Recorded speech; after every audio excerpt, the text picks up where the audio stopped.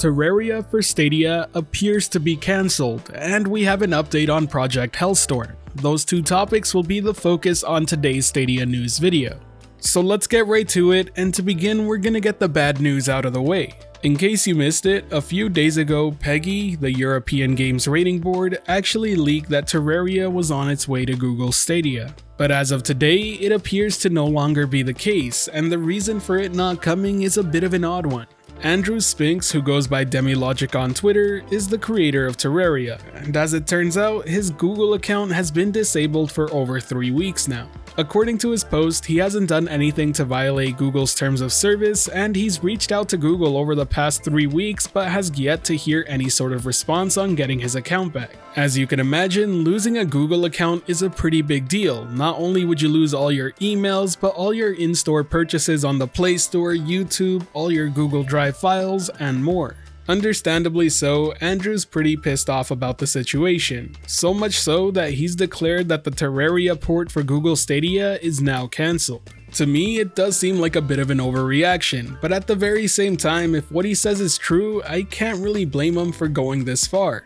Imagine losing 15 years worth of your data simply because of an oversight with no way to reach out to the company that's in charge. More so, especially when it's a company you're dealing with business-wise. It's pretty clear that Andrew got sick of waiting, and in order to get Google's attention, he decided to go full scorched earth and cancel the game outright, and believe me, it worked. The Stadia tag is currently sitting at 6,557 tweets on Twitter at the time of this recording. By no means does that make it a top trending topic, but that's more than enough tweets to start making headlines. At this point in time, it is known that a Google Stadia engineer actually reached out in a message and asked for a DM, but since then that tweet has now been deleted.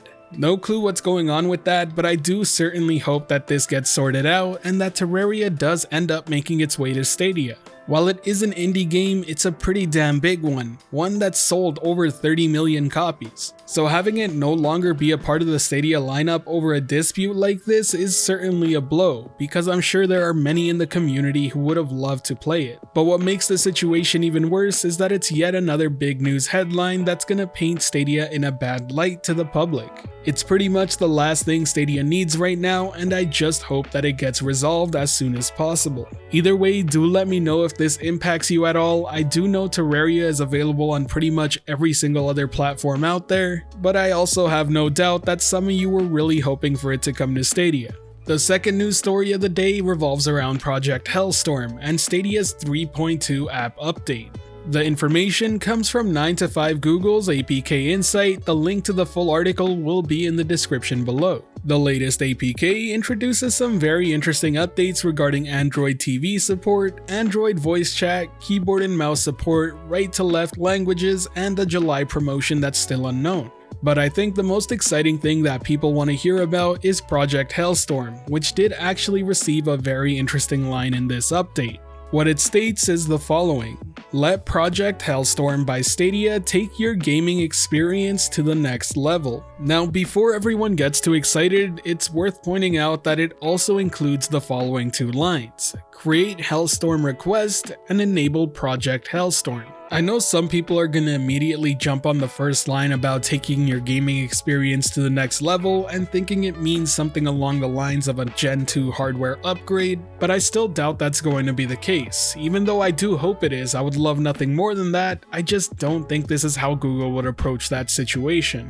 I already made my own speculation video on what I think it is, and it's more in line with the Android TV and Google TV update that's happening in the second half of the year. But those 2 new lines about requesting and enabling Project Hailstorm have me second guessing my speculation. The fact that it appears to be some sort of toggle has me wondering what it could possibly be. Originally, I thought it would actually be a UI revamp for both Google TV and Android TV, but this might just be something else. Truth be told, I still think it has something to do with that Google TV Android TV update, but I'm just not sure what exactly it would be. I just think the timing is a little bit too coincidental for that not to be the case, but I do want to hear what your thoughts are.